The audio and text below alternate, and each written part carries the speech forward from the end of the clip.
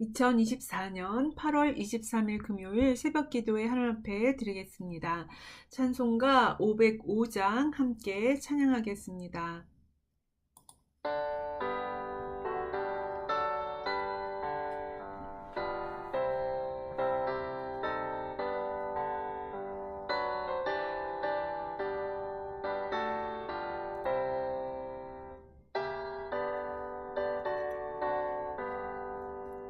온 세상 위하여 나 복음 전하리.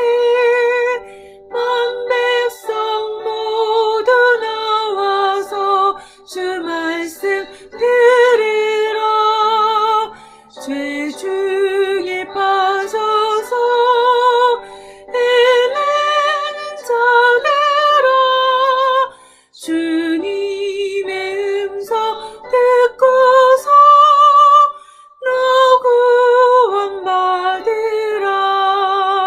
전하고 기도해 매일 증인 되리라.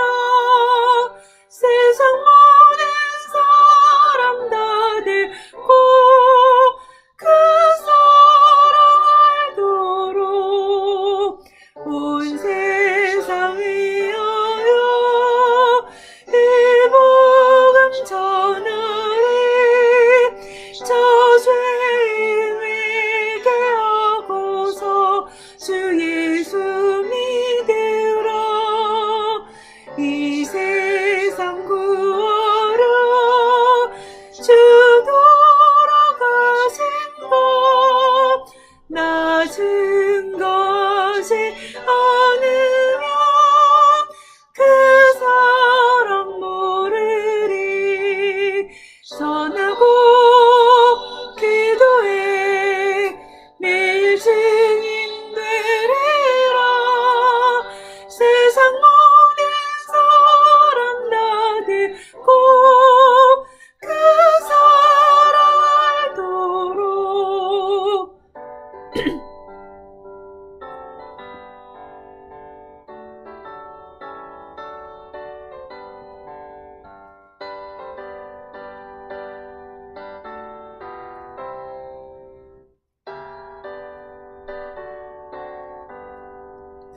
온 세상 위하여 주의 임하니. 주 예수 이름 힘입어 이 복음 전하자. 먼 곳에 나가서 전하지 못해도 나 어느 곳에 있든지 내게도 힘쓰리. 전하고 기도해 매일 증인 되리라. 세상 모든 사람 다 듣고 그 사랑 알도록.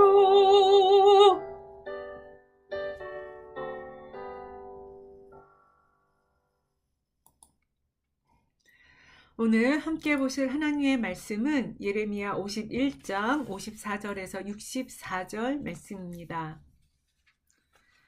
바벨론으로부터 부르짖는 소리가 들리도다. 갈대아 사람의 땅에 큰 파멸의 소리가 들리도다. 이는 여호와께서 바벨론을 황폐하게 하사 그 큰 소리를 끊으심이로다. 원수는 많은 물같이 그 파도가 사나우며 그 물결은 요란한 소리를 내는도다. 곧 멸망시키는 자가 바빌론에 이르렀음이라. 그 용사들이 사로잡히고 그들의 활이 꺾이도다. 여호와는 보복의 하나님이시니 반드시 보응하시리로다. 만군의 여호와라 일컫는 왕이 이와 같이 말씀하시되, 내가 그 고관들과 지혜 있는 자들과 도백들과 태수들과 용사들을 취하게 하리니 그들이 영원히 잠들어 깨어나지 못하리라. 만군의 여호와께서 이와 같이 말씀하시니라.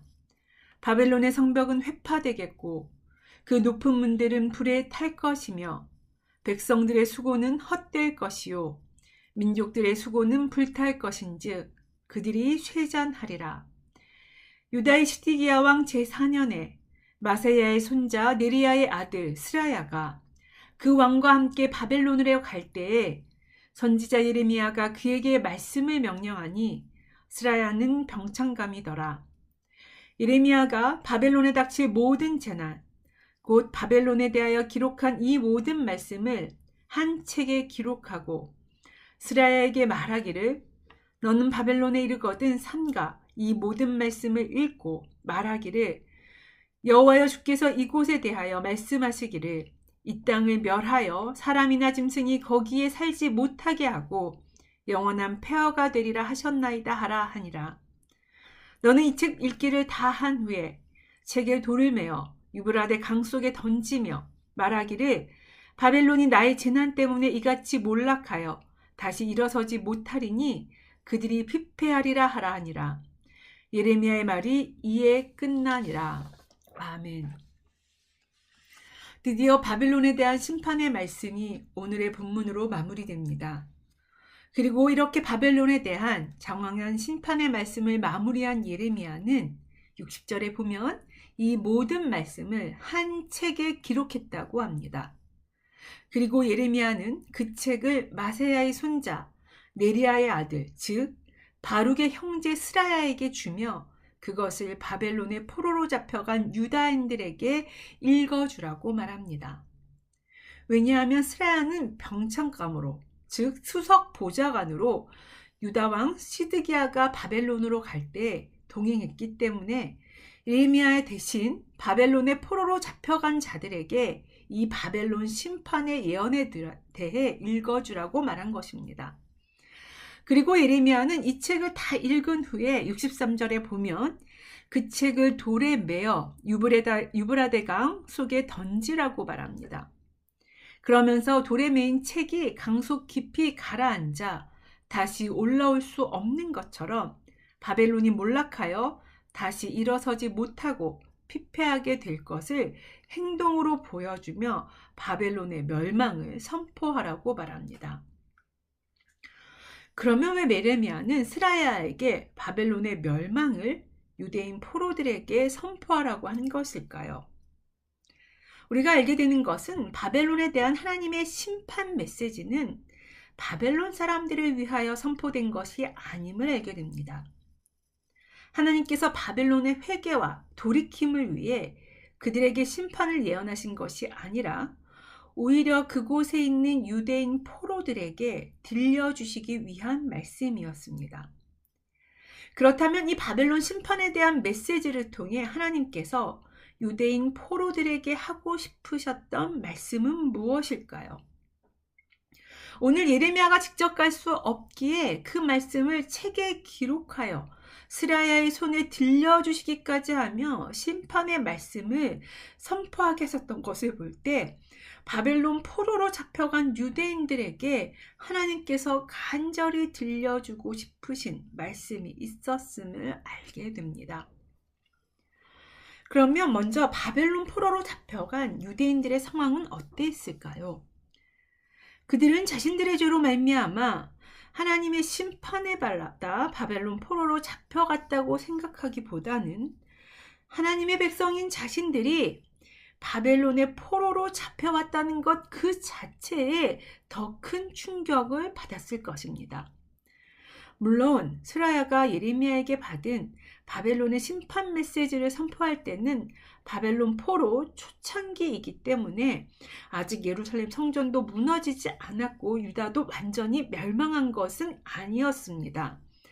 그렇지만 그들로서는 하나님의 백성인 자신들이 이방인들에게 이렇게 패배하여 포로로 끌려갈 것이라고는 전혀 예상하지 못했습니다. 왜냐하면 만군의 하나님 여호와께서 자신들을 지켜주실 것이라고 굳건히 믿고 있었고 무엇보다도 하나님께서 약속으로 주신 이 가나안 땅에서 포로로 잡혀 떠나게 되리라고는 생각도 못했기 때문이죠. 그래서 그들은 다른 이방 민족이 아무리 그들을 공격한다고 하더라도 하나님께서 주신 땅에 그들은 머물 수 있다고 여겼고, 또 아무리 죄를 지었다 하더라도 그들이 하나님께 부르짖으면 하나님께서 이방 민족들을 밀리쳐 주실 수 있다고 믿었습니다. 그런데 이러한 그들의 믿음과는 다르게 하나님이 주신 약속의 땅에서 끌려 나와 포로가 되었고, 유대 땅 자체도 바벨론에게 점령되기 일보 직전이니 그들로서는 매우 혼란스러웠을 것입니다. 여호와 하나님은 어디 계시고 왜 하나님은 하나님의 백성을 보호해 주시지 않는지 이해가 되지 않았을 것입니다. 하나님이 무능력하신 것인지, 그들에게 주셨던 약속은 어떻게 되는 것인지 의심이 들며 지금까지 조상 대대로 가졌던 신앙과는 다른 현실에 혼란스럽고 그들의 믿음도 흔들렸을 것입니다. 그야말로 그들이 가졌던 신앙과 현실의 괴리 속에 괴로워하고 있었습니다. 그래서 하나님은 이러한 유대인 포로들을 위해 바벨론 심판의 말씀을 스라야를 통해 전하게 하신 것입니다. 그들이 자신들의 상황 속에 믿음을 잃지 않도록 말씀을 통해 그들을 격려하시고 중심을 잡게 하신 것입니다. 가끔 우리도 우리의 믿음과는 전혀 다른 세상의 현실 앞에 흔들립니다. 우리가 가진 믿음과는 전혀 다르게 진행되는 세상의 현실 앞에 믿음을 가지고 사는 것이 맞는지, 아니 어떤 믿음을 가져야 하는지 알 수 없을 때가 많습니다. 하나님은 오늘 바벨론의 심판 메시지를 통해 이러한 신앙과 현실의 괴리 앞에 우리가 어떤 믿음을 가져야 하는지 말씀을 통해 알려주고 계십니다. 그렇다면 하나님께서 우리에게 요구하시는 믿음은 무엇입니까? 첫 번째로 우리는 공의의 하나님이심을 기억해야 합니다. 하나님은 바벨론의 멸망을 선포하시면서 56절에 여호와는 보복의 하나님이시니 반드시 보응하신다고 말합니다. 즉 바벨론의 멸망은 하나님께서 그들에게 보복하신 결과라는 것이죠. 그렇다면 하나님께서 보복하신다는 것은 무슨 의미입니까? 여기서 보복은 개인적인 어떠한 감정적인 복수가 아니라 악에 대해 보복하신다는 의미입니다. 하나님께서는 바벨론의 악에 대해 그냥 간과하지 않으시고 반드시 보응하시며 심판을 받게 하신다는 것입니다. 사실 이스라엘은 바벨론에게 멸망하여 포로로 잡혀가며 왜 이런 일이 자신들에게 일어나는지 이해할 수 없었습니다. 물론 선지자들은 이스라엘의 죄악 때문에 하나님께서 바벨론을 통하여 그들을 심판하고 계신다고 끊임없이 선포했습니다. 그러나 유대인들은 자신의 죄악에 대해 하나님께서 심판하신다고 하더라도 이해되지 않는 것이 있었습니다. 그것은 무엇이냐면 더 극악무도하고 잔인한 바벨론은 그냥 내버려 두시면서 왜 하나님의 백성은 이렇게 심판하시냐는 것이죠. 바벨론이야말로 하나님의 심판을 더 받아야 할 자들인 것 같은데 오히려 그들은 전장에서 승리의 세계를 제패하고 하나님의 백성인 자신들은 그들에게 점령당해 하나님의 심판을 받아 유다 땅을 빼앗기고 포로로 잡혀가는 수치를 당하고 있으니 억울하기도 하고 도무지 이해가 되지도 않았던 것이죠. 하나님이 불공평하게 느껴지기도 하고, 아니 그렇지 않으면 하나님이 무능력하다고밖에 말할 수 없었습니다. 그러니 그들의 신앙이 흔들릴 수밖에 없었던 것이죠. 그런데 하나님께서는 이러한 그들의 혼란 앞에 바벨론이 비록 유다 땅을 심판하는 도구로 쓰임 받았지만 그렇다고 해서 그들이 의롭다거나 죄가 없는 것이 아님을, 바벨론 역시 나중에는 하나님의 심판을 받아 멸망받을 수밖에 없다는 것을 말씀하십니다. 즉 하나님께서 지금 당장 바벨론을 심판하지 않는다고 해서 하나님께서 불공평하시다거나 무능하신 분이 아니라 하나님은 공의의 하나님으로서 반드시 그들의 죄악에 대해서 보복하시며 그래서 결국 바벨론은 폐허가 되어 다시는 일어나지 못하게 된다고 선포하고 계신 것입니다. 공의의 하나님께서 바벨론을 나중에 심판하실 것이라고 선포하고 있는 것이죠. 하나님은 자신의 백성들뿐만 아니라 온 세상을 심판하시는 하나님으로 강대국 바벨론도 예외는 아닙니다. 하나님은 죄에 대해 분명하게 심판하시는 공의의 하나님이십니다. 그러기에 자신의 백성인 이스라엘도 심판하셨고 결국 세상의 모든 나라도 심판하실 것이며 바벨론도 그들의 죄로 말미암아 멸망당할 것입니다. 오히려 하나님의 백성은 심판 중에도 구원을 베푸시지만 악한 바벨론에게는 그 어떤 자비도 베풀지 않음을 말씀하시며 하나님께서 악에 대해 철저하게 심판하시는 분이심을 이 바벨론 멸망 예언에서 보여주고 계시는 거죠.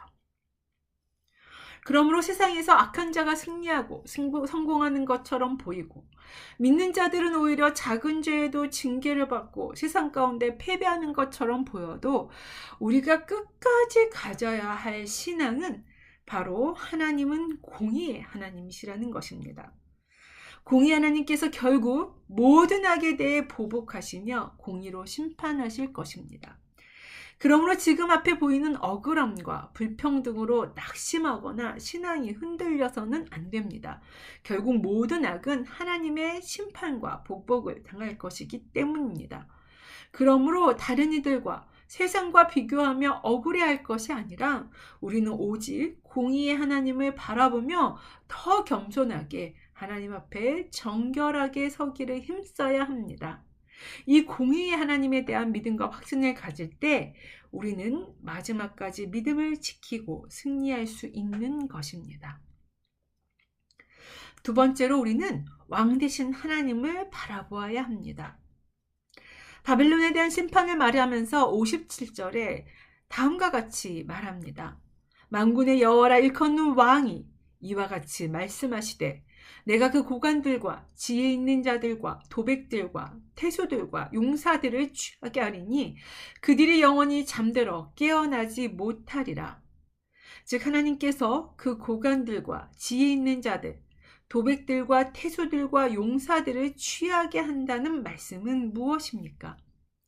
소위 바벨론에서 권력을 가지고 지배하는 자들, 왕을 비롯한 모든 고위 관리들과 지도자들이 하나님의 진노의 잔을 마시고 취하게 하셔서 그들로 심판을 받게 하시고 영원히 잠들어 깨어나지 못하게 멸망하게 하신다는 말씀입니다.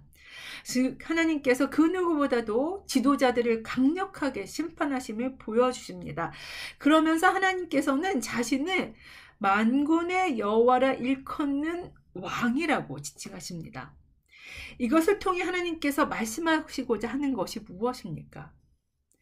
비록 바벨론의 강력한 힘과 권력이 유대인들을 지배하는 것처럼 보이지만 하나님께서 심판하시면 그 모든 권력과 힘이 패망하고 무너진다는 것입니다.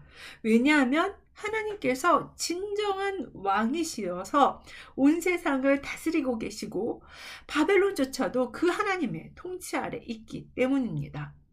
아무리 세상의 왕들이 지도자들이 위세를 떨치고 권력을 휘둘러도 진정한 왕은 하나님 한 분이십니다. 그러기에 그들의 모든 권력과 힘도 한순간에 무너지고 영원히 잠들어 버리게 될 것입니다. 세상의 다스림은 일시적이고 순간적이나 진정한 왕 되신 하나님의 통치는 영원하기 때문입니다. 비록 지금은 유다의 멸망으로 인해 포로된 유대인들의 눈에는 하나님께서 무기력하고 오히려 세상의 왕의 통치에 밀린 것처럼 보입니다. 그래서 느부갓네살 왕이 더 강력하고 유대 시데기야 왕은 무능하게 그 앞에서 굴복한 것으로 보입니다. 그러나 그것은 잠깐일 뿐 하나님께서 결국에는 그 모든 세상의 힘과 권세를 다 무너뜨리시고 바벨론을 멸망시키실 것입니다. 하나님이 진정한 왕 되신다는 것이 바벨론의 멸망과 심판을 통해 극명하게 드러날 것이고, 비록 지금은 느부갓네살 왕의 위세가 등등하여도 그것에 속지 말고 오직 하나님만 그들의 왕으로 모시고 순종하라고 말하고 있는 것입니다. 이 모든 권력과 힘을 지배하고 통치하시는 분은 오직 하나님이시고, 오직 하나님 한 분만이 진정한 왕 되심을 잊지 말아야 한다는 것입니다. 우리는 종종 눈앞에 보이는 권력과 통치를 두려워하고 그 앞에 쉽게 굴복합니다. 당장 우리의 생명을 좌지우지하고 우리의 삶을 지배하는 것처럼 여겨져 세상의 통치 아래 무릎 꿇습니다. 그러나 기억해야 할 것은 그 모든 세상의 권력과 통치조차도 하나님의 지배 아래 있습니다. 비록 그들이 지금은 자기 멋대로 힘과 권력을 휘두르는 것처럼 보이지만, 그래서 우리의 삶을 때로는 위협하고 억누르지만, 진정한 왕은 하나님 한 분이시고, 지금 잠깐 그들의 권력과 힘을 허락하실 뿐, 결국에는 왕이신 하나님께서 그들을 심판하시고 하나님의 통치 아래 굴복시키실 것이라는 것입니다. 그러므로 지금의 권력과 지배에 속지 말고 진정한 왕 되신 하나님만 바라보고 하나님만 순종하는 것, 하나님께만 순종하는 것, 그것이 어떤 현실 속에서도 우리가 지켜야 할 믿음이라는 것을 알려주고 계십니다.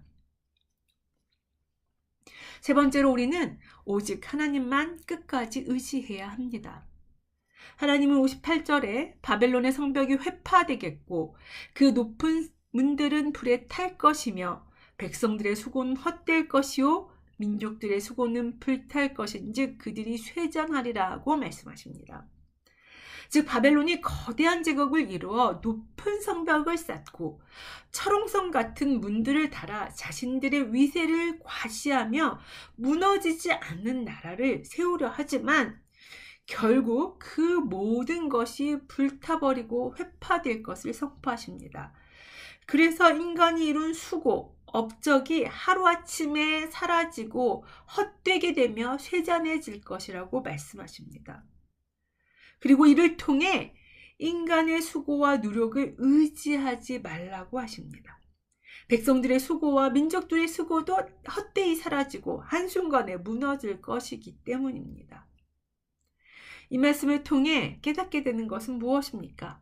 사실 스라야가 바벨론 멸망에 대해 유다 포로들에게 선포한 것은 바벨론 포로 매우 초창기였습니다.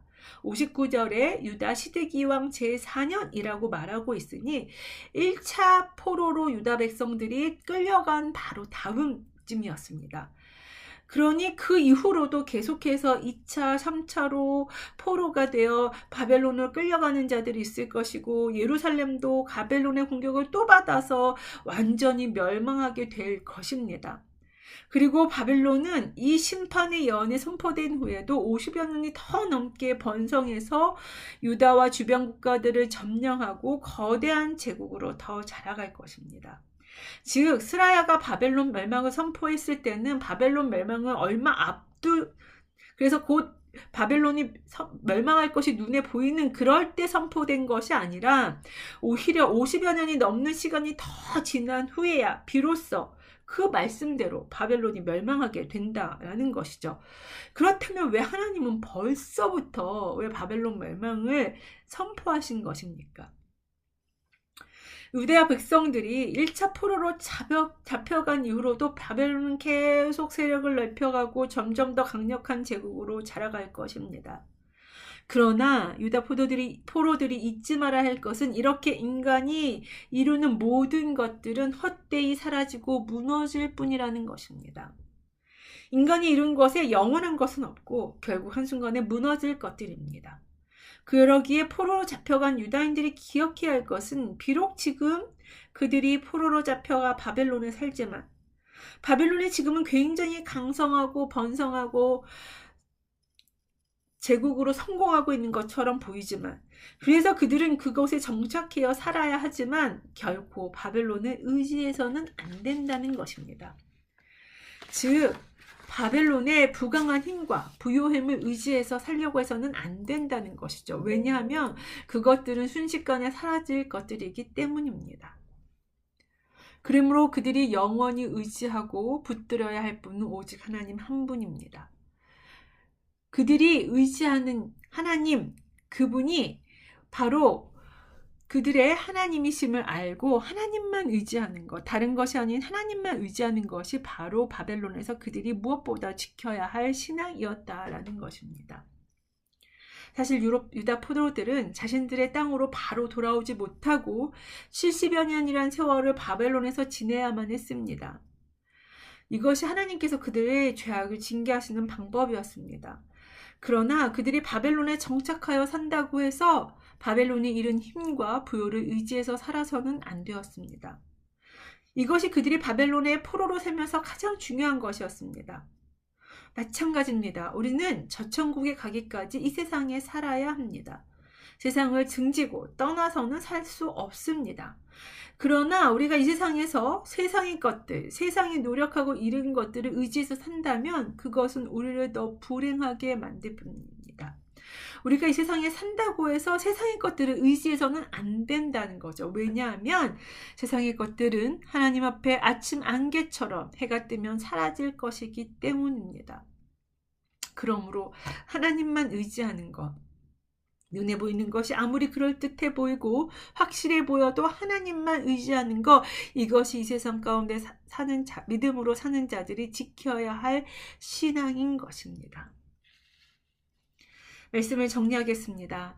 우리는 오늘 본문을 통해 신앙과 현실의 괴리 속에서 혼란스러워하는 바벨론의 포로된 유대인들에게 바벨론 심판 메시지를 통해 하나님께서 정말 그들이 지켜가기 원하는 신앙의 기본이 무엇인지를 깨닫게 됩니다. 먼저 어떤 상황에도 공의의 하나님을 신뢰하고 바라보아야 합니다. 비록 악한 바벨론은 강성하고 하나님의 백성인 유다는 멸망에 이른 것 같은 불공평하고 억울한 상황이지만 결국 그 바벨론은 하나님께서 보백하시고 공의로 다스릴 것입니다.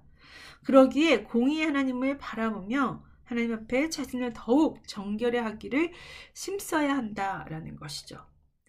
나아가 세상의 왕들과 권력을 두려워하지 말고 하나님만이 왕 되심을 잊지 말아야 합니다.